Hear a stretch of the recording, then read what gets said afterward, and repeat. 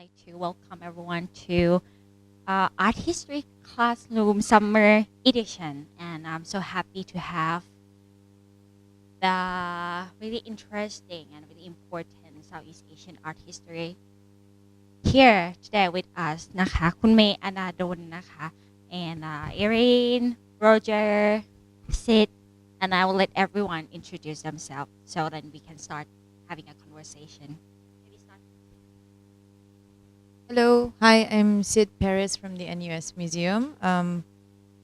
I am from the Philippines, but currently I've been based in Singapore working as a curator for the Southeast Asian collection and also the contemporary art projects there.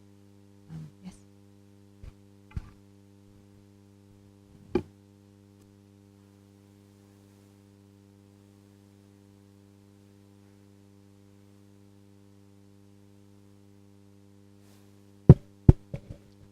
Hello, my name is May Adadol Ingawanij. I work at the Centre for Research and Education in Arts and Media, University of Westminster, UK.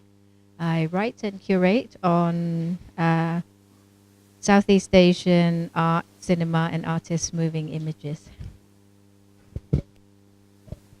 Hello, my name is Erin Gleeson. I'm originally from Minneapolis. I've been based in Cambodia, in Phnom Penh, for 16 years. And I've been running an art space called Sasabasak for 7 years. I'm a curator and a writer. And yes. Hello, my name's Roger Nelson. I write and I curate exhibitions and I do research about art history. I live in Singapore where I'm a research fellow at Nanyang Technological University. And I'm one of a team of people that runs a journal called Southeast of Now, Directions in Contemporary and Modern Art in Asia. I have to introduce myself. So, my name is Kittima Chareeprasit. I'm a lecturer at Faculty of Fine Art in Visual Art Department, but also run a curatorial lab in Chiang Mai, working with different institutions and like artist space.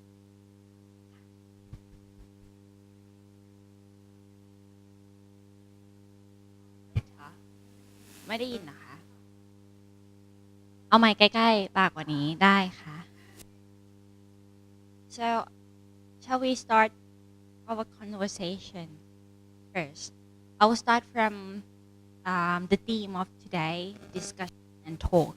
So yesterday when I tried to translate what we want to talk today, I felt the difficulty with the word called curatorial. So I start thinking whether I should translate that to Thai as Pantarak or should I just like type it at karaoke like curator. Because I feel like if I use the word Pantarak, the context and what actually curator did doesn't like translate to the Thai word that much in terms of the meaning. So whether the word Pantara is carry what curator do or not. So I will let this up to everyone speaking about what is curator and what does curator do actually. I think, why is this one so loud? I think we the four of us were in a conversation with a group of teachers from Chiang Mai University about half an hour ago, and somebody asked the same question: what is a curator? What is curating? What does a curator do? And so I suppose for me, whenever there's a question like this that keeps coming up again and again and again, and that in which everyone's answer is different. My answer, for me, my experience is different every day. One way that we can try and think about it is by looking at it historically. So that was part of the idea for this conversation, to talk not just about what does a curator do, but where does this idea of curating kind of come from? What did people used to do before they were called curators, whichever Thai term we use?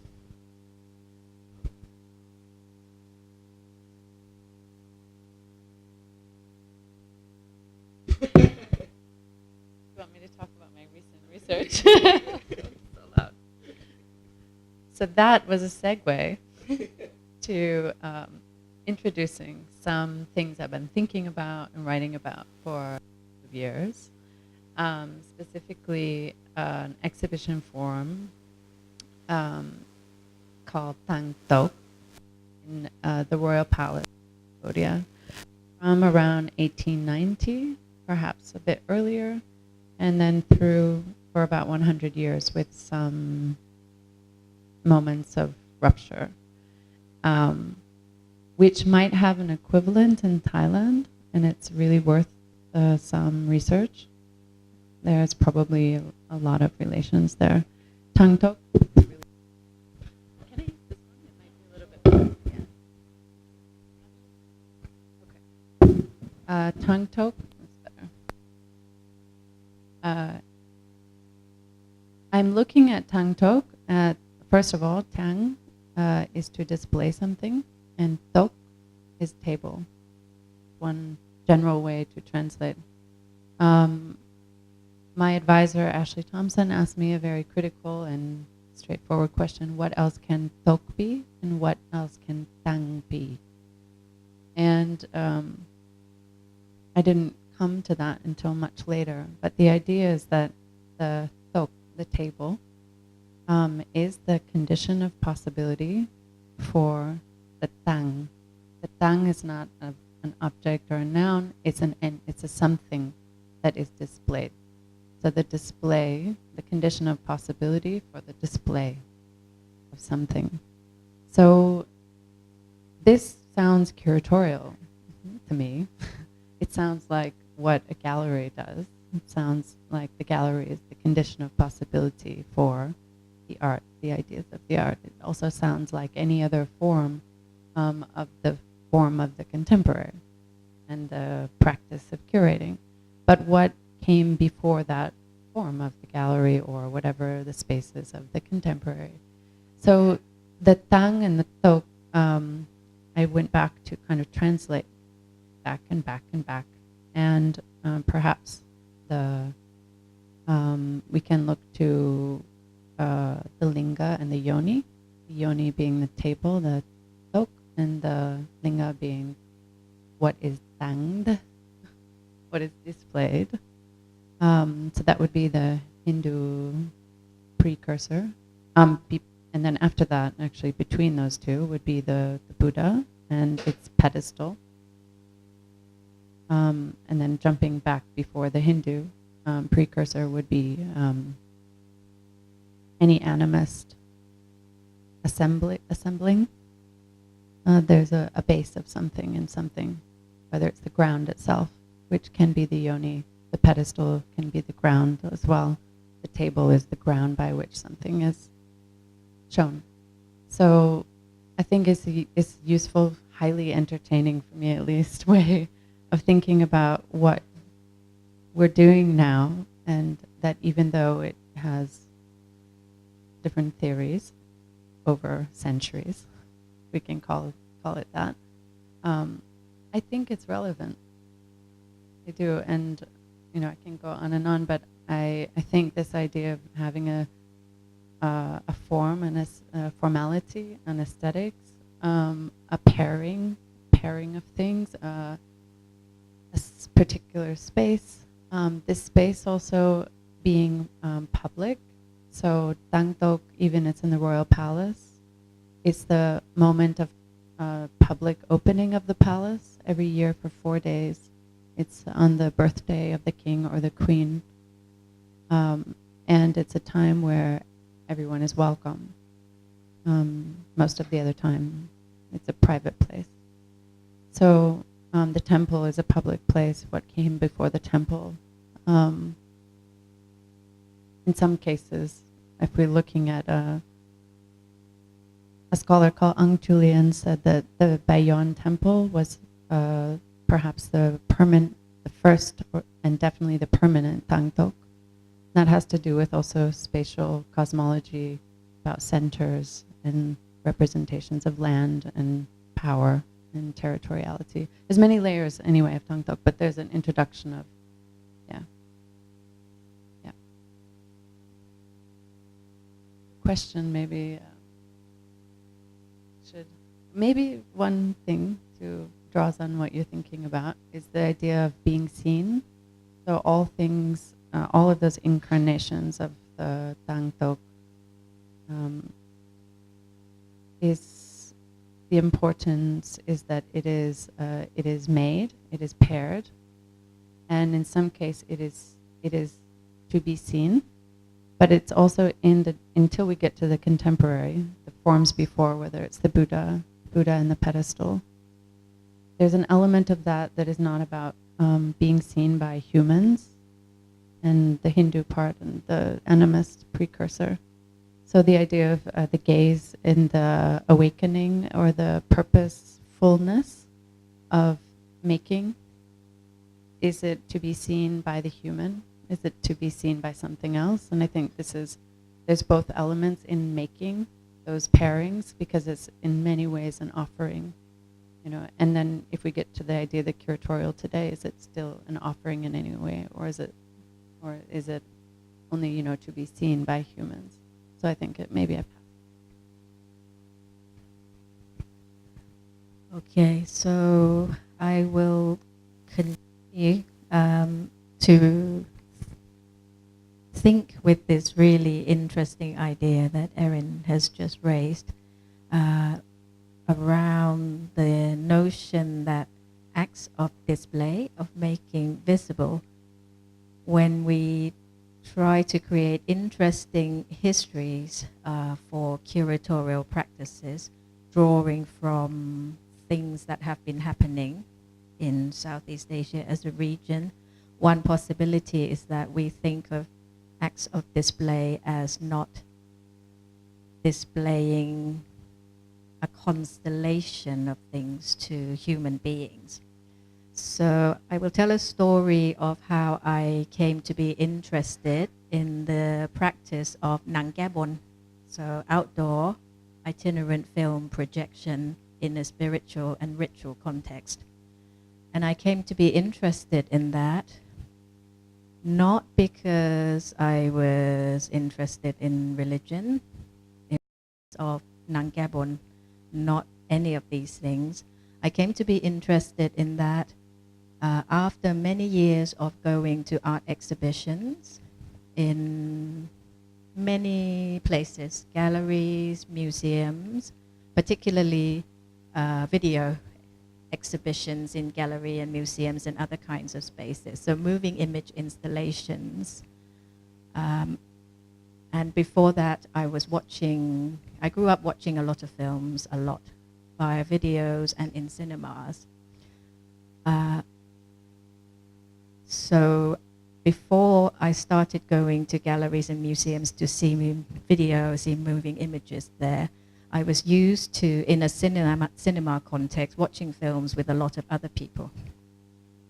I started going to see moving images in other kinds of spatial contexts, and I noticed that often I was the only person who walked into that space to encounter these works. For a long time I thought, what's the point? What's the point of these acts of display in which there was nobody present, in which I would be the only person there, and when I walk out there would be nobody else present. So how can we think about these acts of display as something of value? How can we think of all the invisible stuff facilitating these acts of display where there is nobody necessarily present all the time to see these works? And then I began to think, well, what other kinds of histories of displaying of images on a large scale can I establish an interesting relationship with this museum practice of displaying artists' moving images? So that was how I came to be interested in the histories of practices of China Gabon in this country and around. And so now I think of China Gabon as a kind of curatorial practice. So the question that I ask myself, I'm about to write a book, and one of the first questions is, what happens, what concepts, what ideas, what stories can I tell if I take the scene of Nang Gyabon, where often the ritual of the projection takes place without there being people watching the projection, and the people, whether there are people watching the projection or not is not the point. Barikan Chai Nang would still have to, if the host asks for 3 films to be shown, 5 films to be shown, then that has to take place in full. So what happens if I think of this scenario as curatorial practice scenario?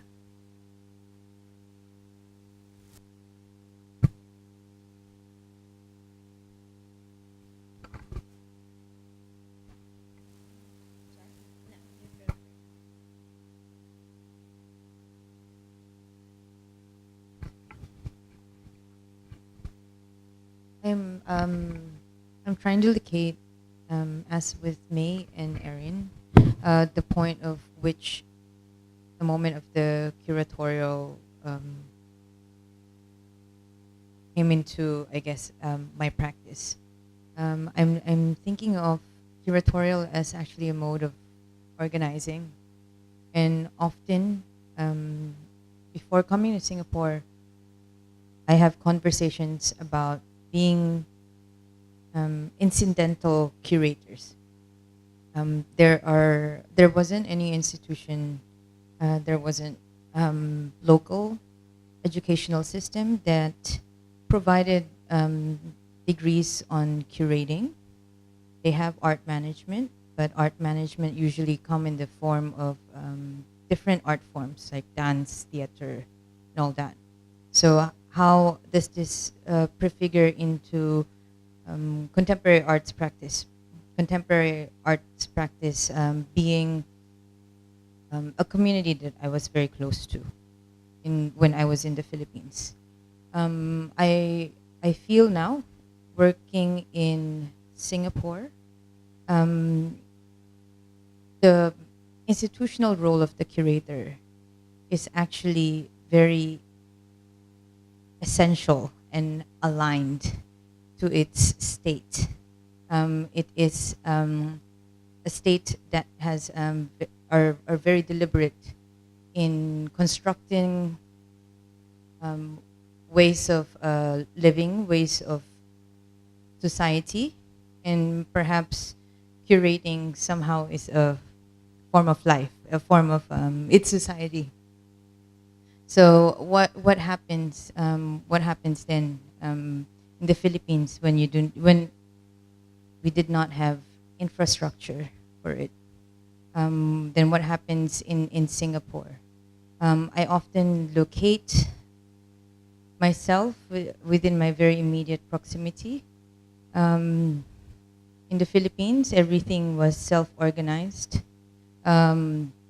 We were managing, conceptualizing ways it's inside, parallel, or outside certain institutions that was acceptable. We had interesting problems. We dealt with very complex posturing of our politics, and this is all when we were probably a decade ago. We were in our 20s. But now, what does it mean to be in Singapore? I work in a university museum. A university museum that upholds its institutional history as something that that can reflect the making of the nation state that is Singapore. How do you take into account artifacts? How do you take into account contemporary artists? And how do I take into account all the scholars, the students, and the faculty? And these are our audience. And these are things that we need to fulfill certain, what is KPI here? Yeah, KPIs. But at the same time, make it exciting, inspiring, and ultimately providing knowledges and experiences. So that is the context in which I work in. I think it's very empirical and experiential in working with different kinds of people and trying to figure out what are the languages that we've come from, what are the histories that we like to carry in ourselves, and how we perform those histories, but ultimately how can we create a new language together? How can we create new desires, and also new directions, new futures? So I find that is the role or the function of the curatorial, and why it's an energy that keeps me motivated. I think I kind of like understand the situation in Philippines, whereas I think that it's also happened the same here, and also might be similar to our neighbor like in Phnom Penh or somewhere else, that artists have to figure out the way to manage themselves and being an organizer at the same time of being an artist. And this was enforced like a lot of self-organized work. For example, like the one of really significant example in Chiang Mai is like Chiang Mai social installation, where artists take a part of like curating themselves. Can I use this word or not? But like organizing themselves an exhibition where it's not have a space like institutional involved or some third party, like someone who come and help organize, but they have to manage themselves on. So the sense of like being curator or curator job was like lately something quite really late, as in a person who came and like managing or selecting or doing whatever. But the thing like this day, I think it's kind of like different in terms of like everyone becoming a curator. We curate our form of life, like we curate a picture on our Instagram. Everyone like have like more familiar in the way that to be curate or to curate something as well at the same time. And I think this way, people in like the new generation are changing the way they practice as well. So what we can see from now is like what had been changed during the art scene here as well. Like it used to be an artist run, but when after the institutional like emerged, the way the artists practice was so different than before, and that's what I'm looking through as well, like the role or the practicing.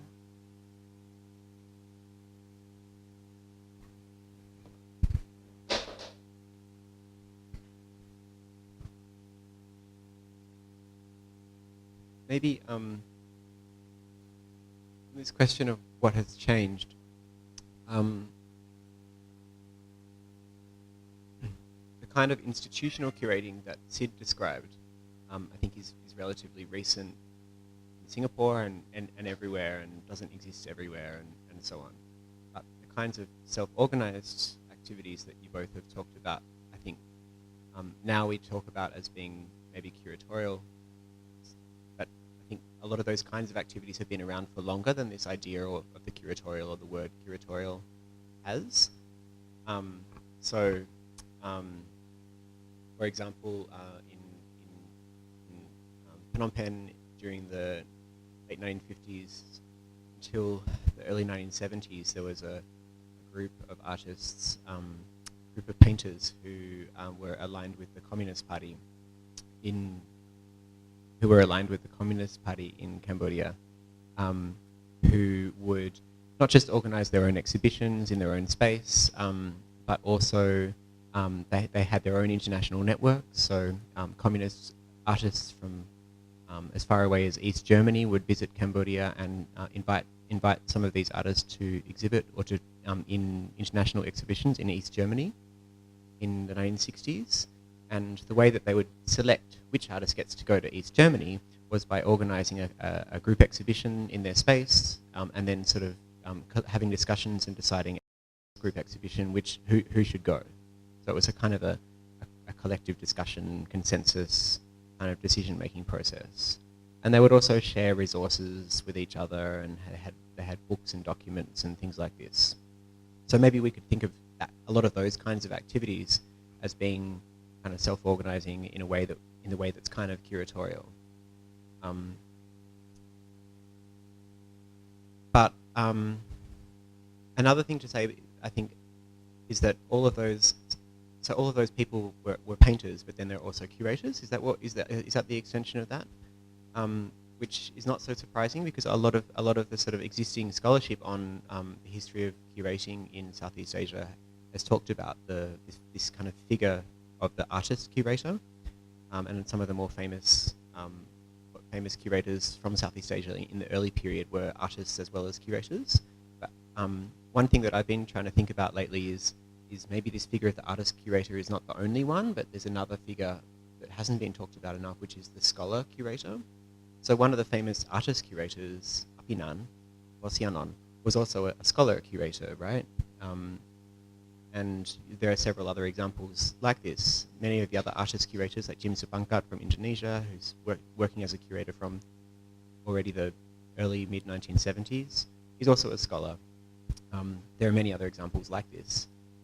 And that kind of twinning also points to some connections between curating, as in organising exhibitions or other activities of mediation and making public, and scholarship or research or art history or whatever you want to call it, which is not so much about mediation and making public as it is about finding ways of understanding what art is and what art does. So, yes. I'm just going to trail off.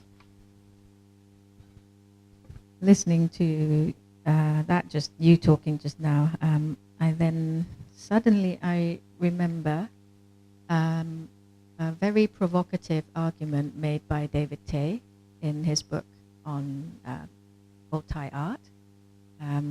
A difficult book, but art students, you should read the book, because he's proposing quite a few new ideas and new ways of looking at art history in Thailand, and there are many provocative things in this book. One of them is his proposition that a longer history of the place of the curator in this country, longer than the 1990s, the model of the artist as curator, is that the institution that's played the role of the curator in Thailand consistently for the longest time is the Thai state. So he's proposing this idea that the Thai state has been making visible spectacles of Thainess in various phases under royal absolutist reign. So the early days of nation building, you can think of this with a visual example of displays sent to world fairs in the West, displays of Thai stuff. During the Cold War, maybe we could have the visual picture of people, propagandists, serving the ideological cause of hyper-nationalism, going around the country displaying hyper-nationalist Thainess via movie screenings. More recently, biennials, film festivals. Implicit in this provocation is the idea of curating as making visible. So one model. And the provocation here is that it's not the figure, not the artist, not the scholar, it's the state.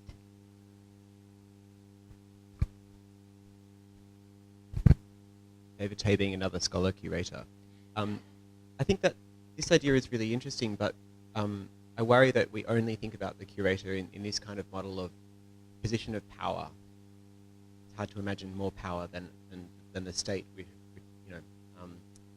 this example. But another side of curating is not about a top-down kind of selection of what gets to be made visible.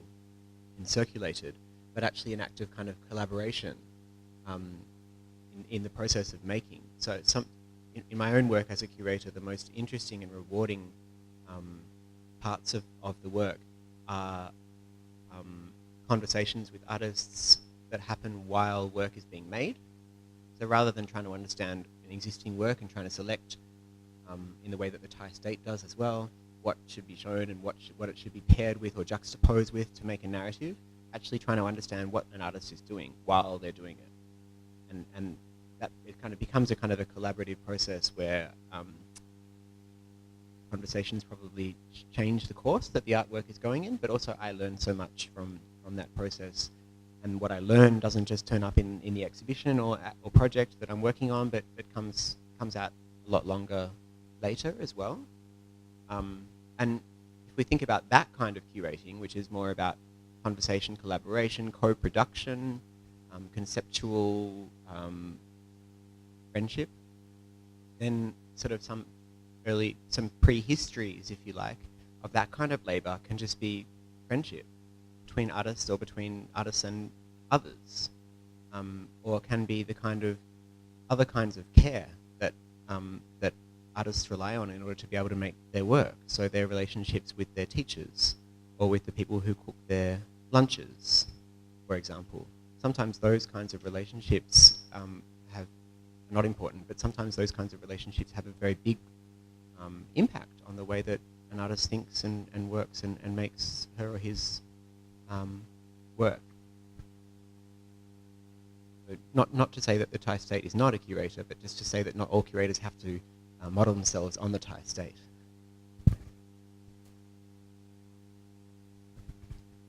Quite a useful way to think about possibilities of curating. One model making very visible, too visible, hyper visible, associated with power.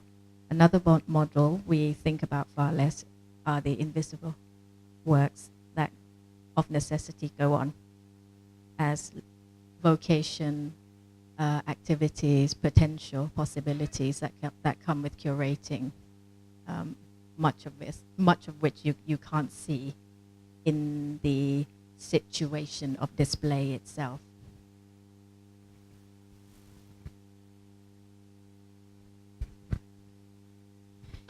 In terms of this idea of the curator also mediating and hoping to locate himself and find him or herself in this kind of binary of what we put to be hyper visible or keep invisible. We've been having conversations on the curator speaking in behalf of. I think this is something that Erin actually has brought up in the last 2 days. This kind of idea, this practice, and also this self-determined kind of responsibility to speak in behalf of artists, to speak in behalf of institutions, to speak in behalf of your community, quote unquote community. But thinking about it also, taking off from what Roger has said, the curatorial as an institution, actually, you have to think of the institution or a source of power not as a single unit anymore. Like it is composed of multiple agents. Let's say that a museum, for instance, does not hold just one single personality. It contains within it many different factions and complications, complexities. We work with each other and we work against each other. But are we working for each other or for the institution? So I'm proposing that instead of looking at curating as being something in behalf of someone else or some other thing, I wonder if it's a good proposition to think of the curatorial as holding space for all of this multiple factors, multiple voices, because friendships and collaborations are also are not peachy. It's not comfortable, and often we go through very different kind of complex roads together, and we diverge, we come together, and we disagree as well. So how do we hold all of these disagreements and conflicts and these tensions and this discomfort together?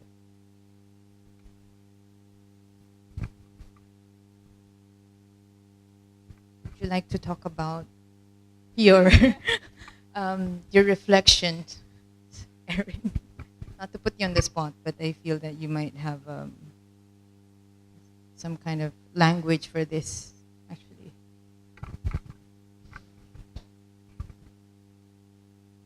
I've been working in a context that is like pre-institutional. So I don't know if we compare to the timelines of Singapore, Thailand, Philippines. If we think regionally, it's each to their own timeline. Cambodia in a pre-institutional moment, and maybe what the co-founders, 6 co-founders and artists, Cambodian artists, and we maybe made a small institution, like a tiny institution, without really thinking about trying to do that. And in fact, it was trying to make a space for them, they're very close friends, and the audiences were friends of the friends or families of the friends, and slowly audiences changed into people we didn't know, and then students, and then we knew them, and etc. But somehow the space introduced like the curatorial, and it felt forced in that context in a way, I think, or maybe out of place, surprising. What is the form that, what do you see after you put the curatorial between the artists and the public? And what if there's no curatorial in between? And we've closed Sasa Bazak, and now there's that absence of that tiny mini institution that kind of had a model of a curatorial in a way that maybe didn't take the same processes, methodology, or forms as the other few spaces that we have in the city. So it's a moment in which we can maybe watch in the next year or 2 years. Many other things will happen and are happening, but that kind of formality, even though it's not really an institution, and it's not an institutionalized environment or ecosystem, now we get to see kind of the absence of the model institution, even though it's micro, after we had it, practiced it for a while, or in fact, I always said we tested it, right? So we're back to an absence of it, but the presence of a lot of other types of curating. Curating, like many new spaces have come up that are like much more informal and so personal and so open and warm, and 10 people have keys, and that's how we started too, in a way. Many people had keys, and then things formalized. But I think, these other ways of curating that maybe we saw in Indonesia in the 60s or 70s, with Jim or with collectives. Now this seems to be taking over right now in Phnom Penh context of what is curating. But it's interesting because as there's not a art history program, there's not a curatorial program, so there's a lot of informal learning. There's learning by people coming to share. But there's a pressure, I would say, with a few people who are interested in being curators. There's a pressure to be responsible, to have an education in curating. So some people, there's like 5 leaders in different ways. They have a desire, to be educated as a curator. and different ideas about what that means and where can you be educated as a curator, and then is that for validation, or what do you learn, and because there's not a program around. I'm just thinking about San Art has now this school coming up in July, and a colleague of ours will go from Cambodia, and it's so exciting because it's this step, of being educated as a curator. So what will that look like in her practice when she comes back?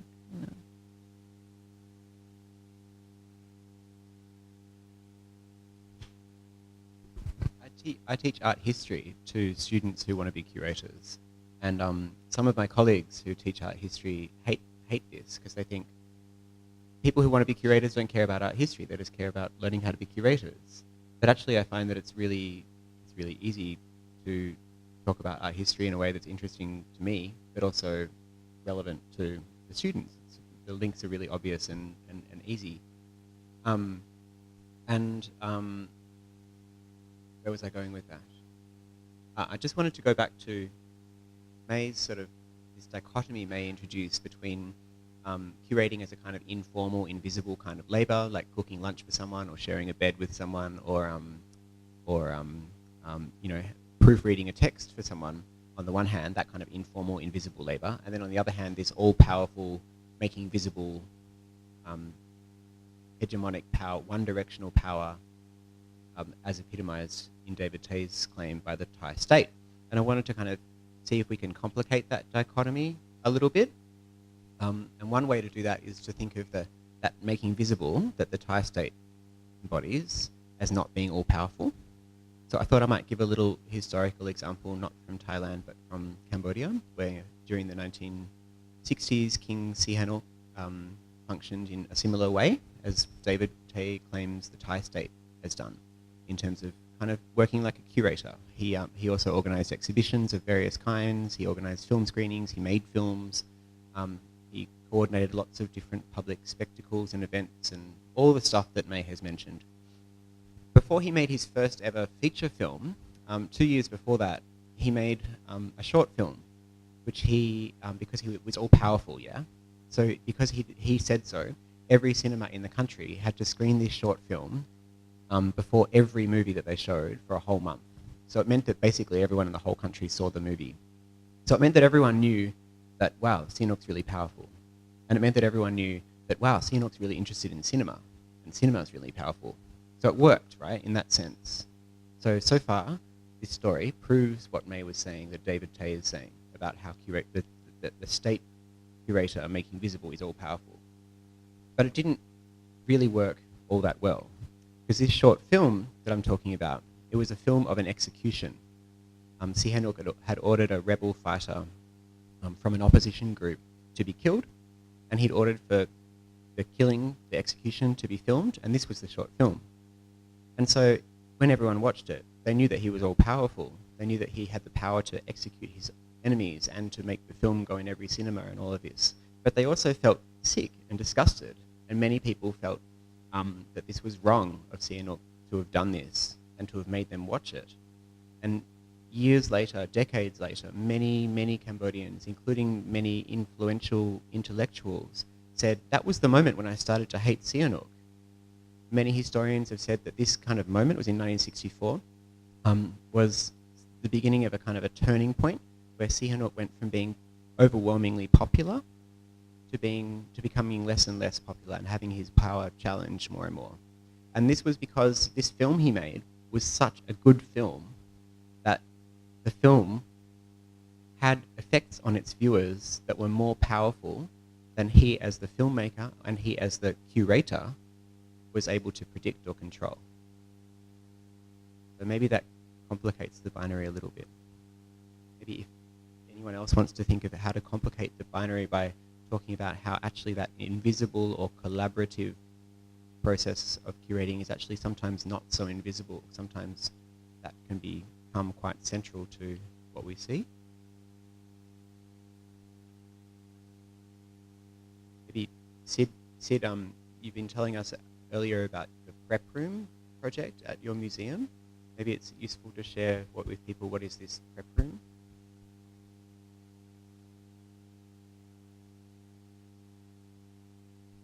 or maybe yeah, or yeah.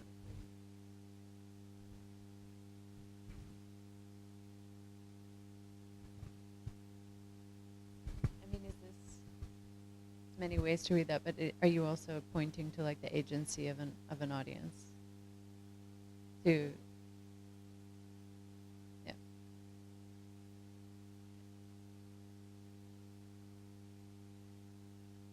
The opposite way. Yeah.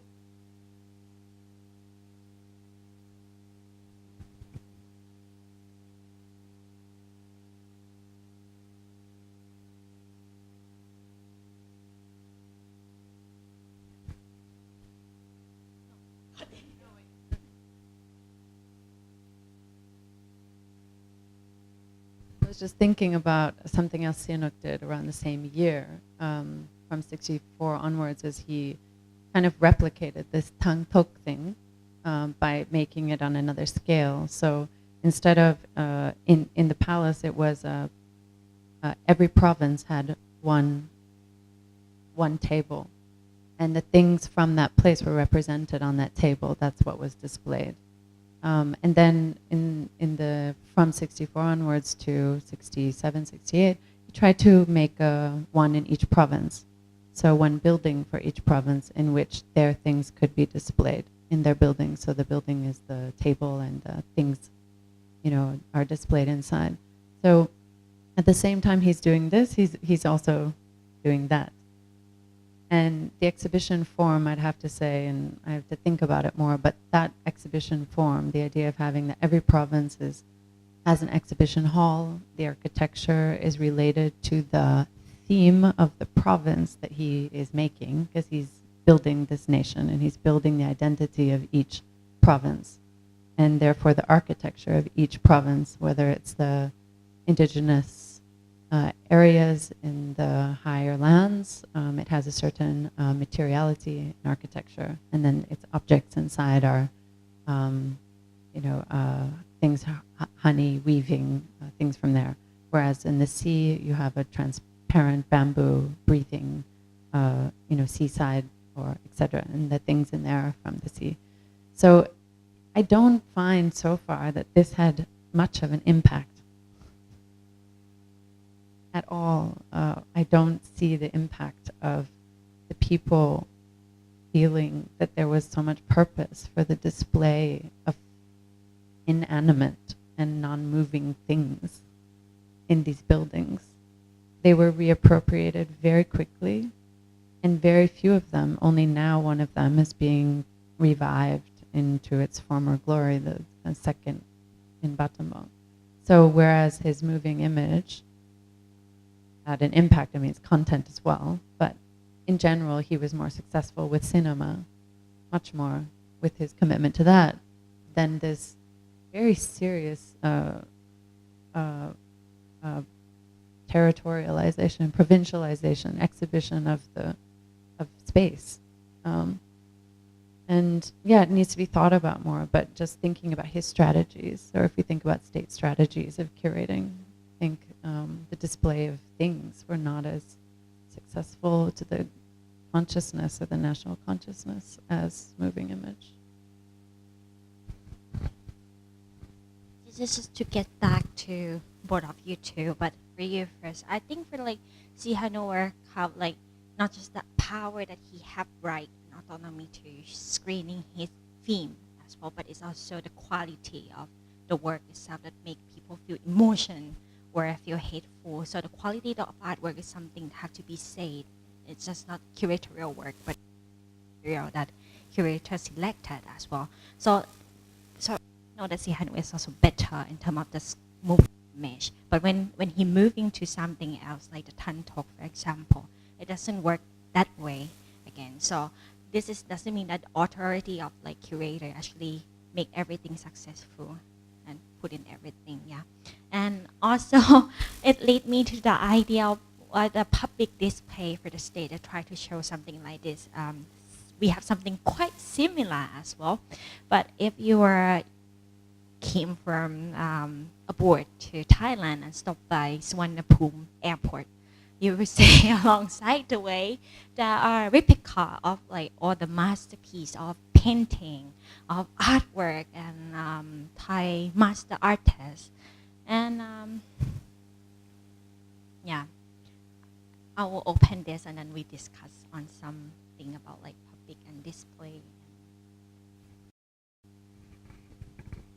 Yeah, I guess when you were talking, it reminded me of what Erin was saying about Sosa Basak, the gallery she used to have in Phnom Penh, putting the curatorial in the middle between what artists make and the people who look at that.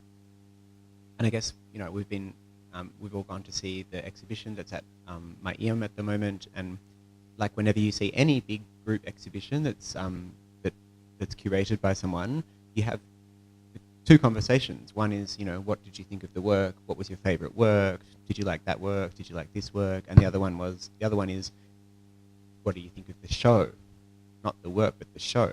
And often you might say, oh, it was a great show, but I didn't really like any of the artwork. Or, oh, there were so many great artworks, but I just didn't think that it was well put together. I didn't think that the curator had an argument, this kind of thing. So that's putting something in the middle. So the example of Suvarnabhumi, the airport, you might say it's great curating, but maybe not the best artwork.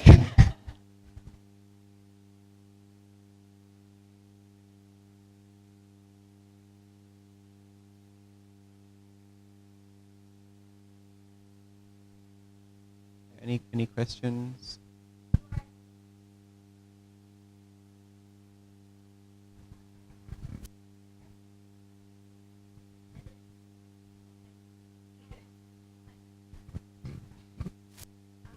ค่ะค่ะคือตอนนี้ก็สนใจศึกษาเรื่องเกี่ยวกับเทียนาเล่กับเบียนนาเล่นะคะแล้วก็แต่ว่าเพราะว่าเรียนญี่ปุ่นศึกษาค่ะก็เลยสนใจแต่ทีนี้จริงๆไม่ได้สนใจตัวหมายถึงว่าตอนแรกสนใจเรื่องการทำงานกับชุมชนค่ะทีนี้ที่ญี่ปุ่นเขาจะมีเทศกาลเทียนาเล่ที่มีงานศิลปะที่เข้าไปคือเขาต้องการจะฟื้นฟูพื้นที่ด้วยการใช้ศิลปะแล้วทีนี้ก็จะใช้ศิลปะเป็นเข้าไปอยู่กับชุมชนทีนี้ก็ทำให้เห็นว่าคือเมื่อ 2-3 วันก่อนก็ไปงานเสวนามาเกี่ยวกับเทียนาเล่เปียนาเล่ค่ะก็ในไทยก็จะมีจัดอยู่ใช่ไหมคะซึ่งมันก็เป็นงานที่เกี่ยวข้องกับคิวเรเตอร์มากๆโดยตรงว่าการคัดเลือกศิลปินเข้าไปหรือว่าการคัดเลือกผลงานอะไรเงี้ยค่ะก็เลยอยากถามเกี่ยวกับเรื่องของการทำงานกับชุมชนนะคะว่า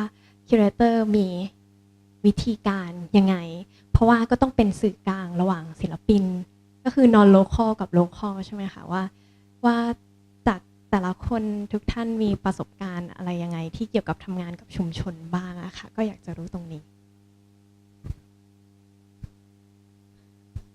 Sorry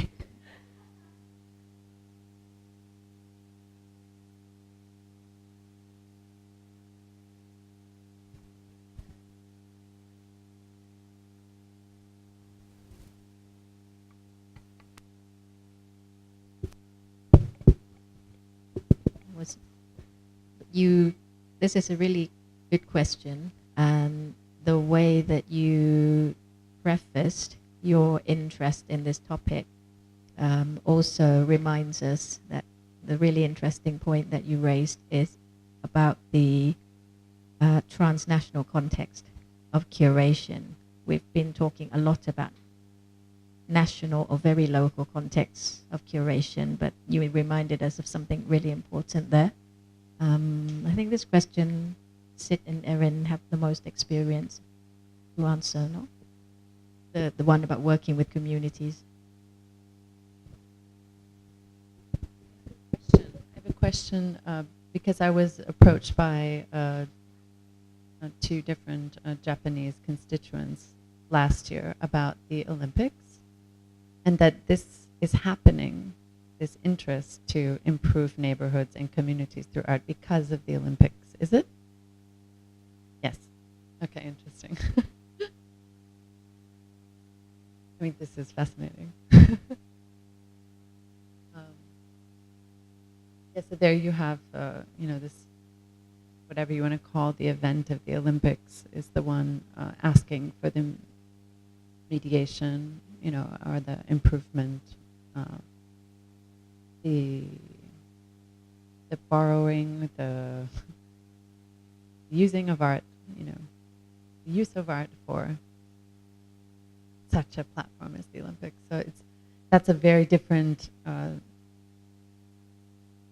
scale. It's a different, for me that's not community, in fact, So it's my answer to them when they asked me how to do that and what to do with the money, all of the money that's going into that, was to do something that could last well beyond the Olympics. So to make sure to invest in relationships instead of spectacle. So would mean working with a lot of local artists rather than bringing in necessarily big artists. And these things, it's not the right answers for them, actually. But really, if you do want to seriously use that word community or improvement or neighborhood, it must come from the local. So it's not, and it doesn't go to transnational again, but that, yeah. And I find, I work in a very small context, the last very small art scene, and the last many years, and the things that are happening are outside of real infrastructure. And right now there's a space called Sasa Art Projects and another space called Galain Kinyom. And these spaces are like run on fumes. There's almost no funding, and it's really about community. If you ask, why are you doing this? Community. It is community. And one of the directors goes to pains to make sure that the team that he works with, that everybody is the community, no matter how difficult some of those relationships get sometimes. That is like really micro scale. That's not about the Olympics or budgets or, and that for me is community. But then there's another level, of community, which is something more visible, and that is a token. And those can be meaningful too. And, good art can happen in those too, but it shouldn't promise what I think the other real form of community is.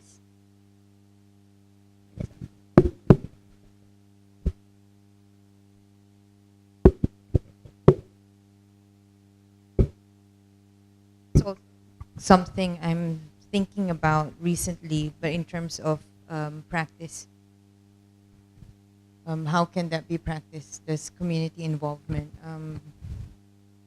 I must confess that the word biennale is the one that kind of has thrown me off track. I've been for many years wary of regional survey exhibitions. I've stopped questioning their selection processes and wonder if there's really a lateral, democratic way of selecting works and artists. I often feel like things are already kind of situated internally, and then we all have to perform like we're applying whatever. But so I'm a bit, I haven't really reconciled with that, but that's where I'm coming from. So what's interesting for me is community. I work with artists who question that as well, especially artists who are not based in a certain place, but they are that place and the people in that place is the subject of their works, or even let's say the public is the subject of their works. So our interesting problem together is, what are the ways where we can give back to that public from where we've taken so much from, right? So we don't know yet. We're still on this experimental phase with the project. But it's a very small exhibition in the museum. But what struck me the most is how these artists her name is Martha Atienza, like how she talks about her work. She grew up. I'm sorry. Her community is Bantayan, which is an island of Cebu in the Philippines. Half of her life is growing up there. Half of her life is in Rotterdam. She told us about the journey of becoming who she is now, which is like an international artist, almost like representing the people of Bantayan, and how she always gets invitations for festivals, for biennales, for residencies also overseas that have the preface like community art. Come here and do community art with us. And she's always saying like, my art is not community art because my community is Bantayan. How can I do that elsewhere? Because Bantayan is where I live, where I work. And there's also this anxiety which I really like about Martha, because she began her practice thinking that, not thinking that she will be an artist at all. But she has used art as a method to actually get people to converse and look at themselves. Bantayan is an island. It's a seafaring island, an island where the occupations are international seafarers and also deep sea divers. So that already split them into two kinds of people, right? But apparently, this so-called community that she grew up with, everybody's neighbors for the rest of their lives since they're born, they know each other. But they have a tension because they don't understand each other. And Martha realized that. So what she's done is she actually took very beautiful videos, and they become like art videos now, artwork videos, moving images. But that was her strategy for these people to look at themselves, to look at each other, to understand each other. That is her way of making everyone come together. And from learning to look at yourself, this is how she says it, then we can construct how we want to present ourselves. From there, the second step is, how do we project, what kind of image do we see of ourselves that is, that we can put out to each other and to the world. Almost a very empowering gesture, and it's almost accidental that it's art, but she used methods of filmmaking, methods of interviewing, talking to people, finding different projects that they could do. There's also curatorial in a way. So I don't know where my story is going towards, but I think that's a very interesting picture of what community involvement and relationship with the community is. I feel it's a very authentic gesture to locate yourself. Like this is my place, and this is definitely something that I could do, and I don't do community art, because this is my community. This isn't even art to begin with. Yeah, I don't know if that answers your question, but I think also maybe to think about the posturing of that question, in the sense that, like, if I can step back and not take community so seriously for a moment, there's also like very temporary communities, that are never meant to last. They're meant to be lived for a short moment, to share something, and then it's done. And then there's the other community, like Martha's, or like Sasa Art Project's community, which is meant to, no matter how hard it is, to continue, to continue to revisit that relationship. So maybe when that word community is used, to be careful about what type of community that your constituents, or the Olympics, or whatever scale, is what kind of community do you want to create or perform or make and unmake? Yeah, I think that's an important. Maybe that takes us back to the beginning when May was asking about what is the value of displaying things when not many people see them, or when you're displaying the spirits or something like this. Because I wanted to tell another little small story about Martha and about a kind of more conventional role of the curator. So the bad curators are saying, Martha, come here and do community art with us, and that shows that they don't understand the work, right?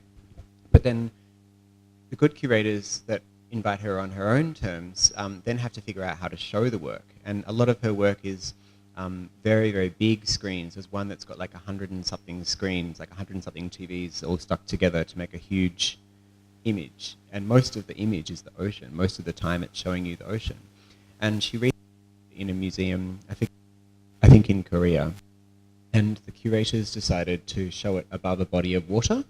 So when you're standing and watching the video, which is mostly water, you're looking at it over like a pond or a pool or something, which reminded me also of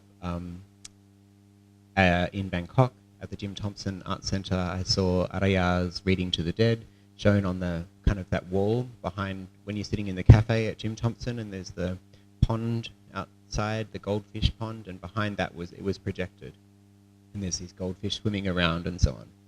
And then I was thinking, you know, aside from what did that curatorial gesture, as in that simple, very, very simple, very obvious in a way, act of decision about how to display, how does that change my experience of Araya's work?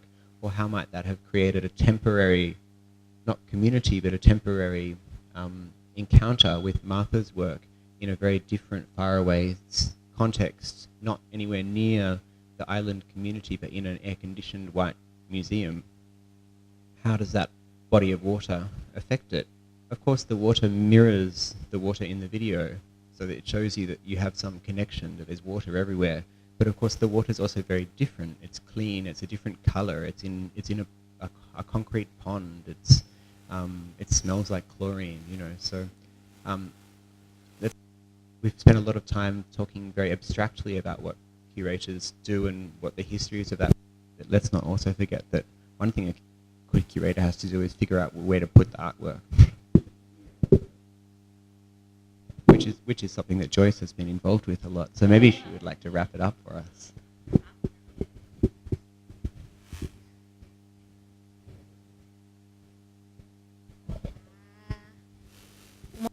Maybe a bit like one or two, and then we wrap up.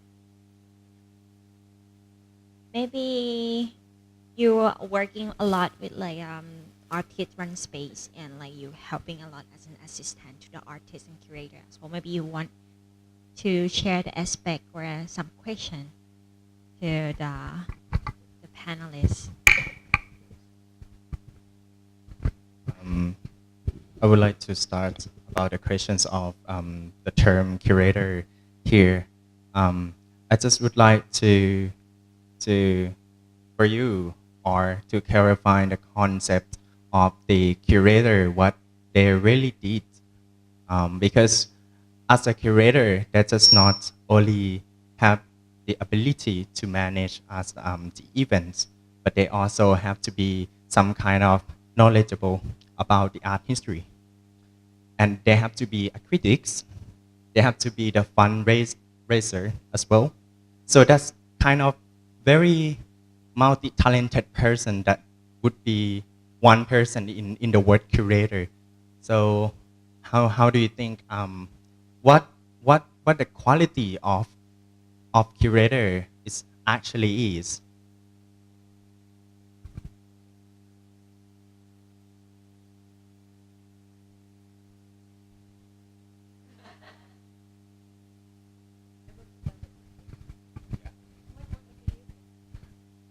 I think curator must be very talented because they must be able to be like different persons such as the critics. They have to critique the work of art, and also they have to know about the art history to make the reference to write something for the artist, and also they have to make like the fundraising for one organized one event as well, and kind of one thing is they have to be an art educator as well in terms of when someone enter to the space, they have to be able to educate people to know what exactly they would like to communicate with the audience. So in my opinion, I think curator is something that not just you go to study about the curatorial studies, because I have seen many people, they are not from curatorial studies, and they are not really originated from like curator fields, but they are from, for example, communications, mass communications, or some kind of, I found one from visual arts, which is a little bit related to curator. So for me, I study humanities, and I'm very interested in being and further my study in curatorial study as well. So I think the core of the curator is about the practice that can be applied to any fields.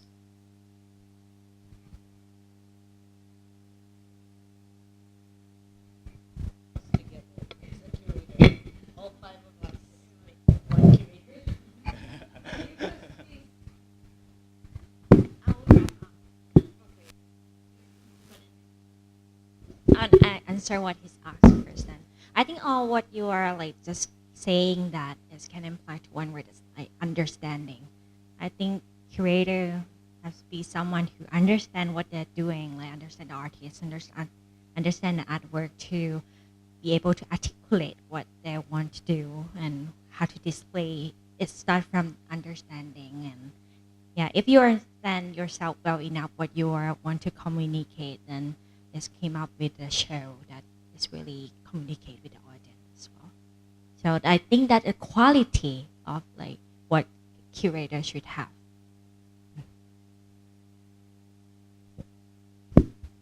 Quality of a curator? Just one term, fortitude. Okay, another one. Imagination.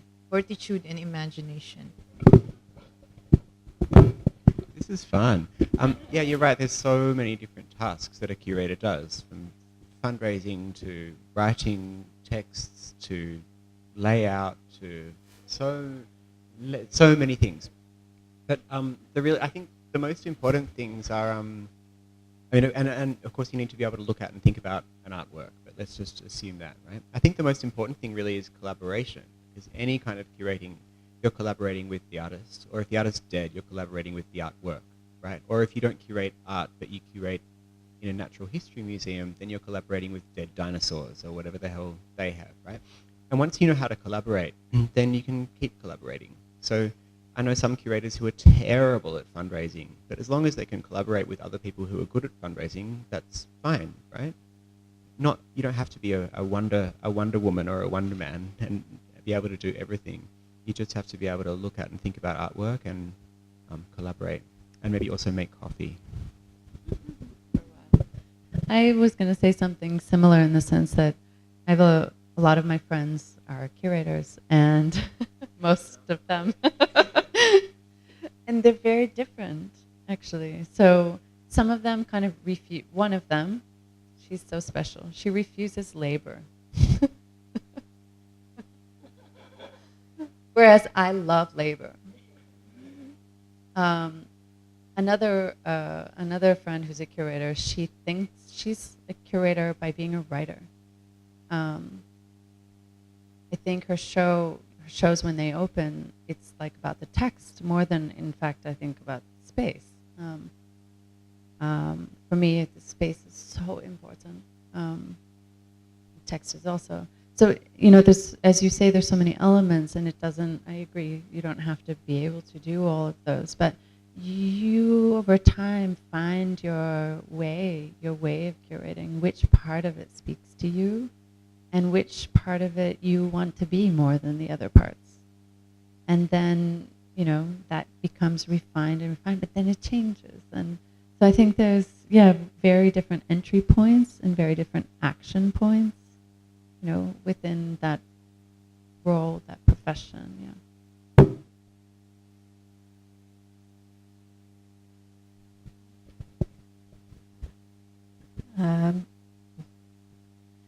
So mostly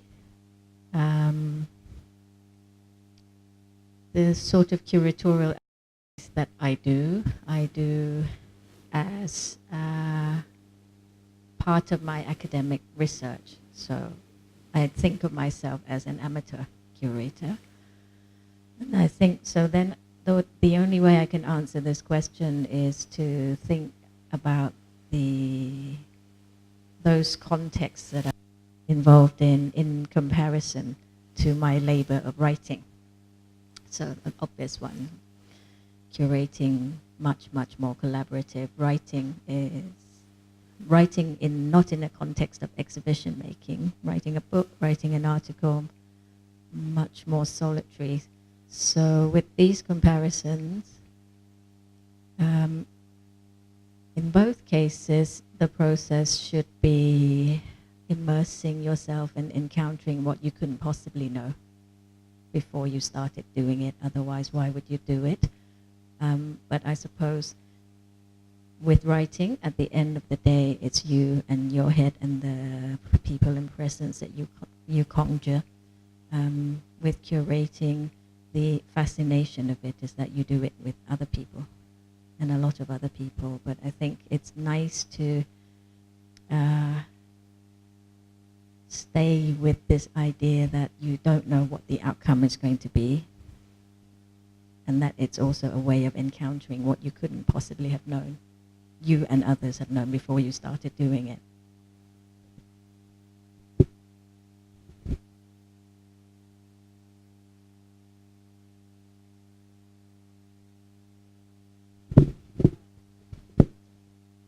Sorry, we were asking about qualities, but I agree with Roger, May, and Erin about also locating, what kind of form motivates you. Is it exhibitions? Is it books? Is it also art making? Is it event management? And collaboration is definitely something that we all encounter in our practice, and it's necessary. But I also wonder, how could an introverted kind of curator to be, how could they deal with that notion as well? For me, it's always interesting to keep going back to what has moved you. And I think most artists and curators that I know always returns to that moment when they're moved. Sometimes it's a film, a painting, a book, a short story. I mean, that's how we all ended up here, and it has driven us, and it has made us kind of go through 100 bad projects just to go to that one incredible moment of like reliving that encounter again, of being moved again. So I think it's also as an encouragement to always kind of remember that. Remember like what moved you, what steered you, what made you come to this, what inspired you. And because I think it will always inspire you. Yeah. Thank you so much. It's becoming to the end of the conversation, but I'm sure this conversation might open up the idea of like you guys about curating and what curating is, and it show a lot of like way of curating as a different possibility of curatorial practice, that it doesn't have to be the same, and it can be like different interpretation and different kind of curating. So to end this, I was just to promoting something about Faculty of Fine Art. Thank you so much on behalf. Thank you so much all the panelists for on behalf of Faculty of Fine Art, Department of Visual Art. Thank you so much. And this is just a news just for people who might watching this video. Faculty of Fine Art and Chiang Mai University actually work together with Thailand International Corporate Agency, which we give a grant to anyone who live in Southeast Asia and study in the university in AUN, which means Asian University Network, to get a scholarship exchange fully funded. You can come study in Chiang Mai, or you can go, like even a student from Chiang Mai University and can also go study with our partner in Philippines, Singapore, and like somewhere else as well. So you're interesting. Please join us. Please join us. Thank you so much for today.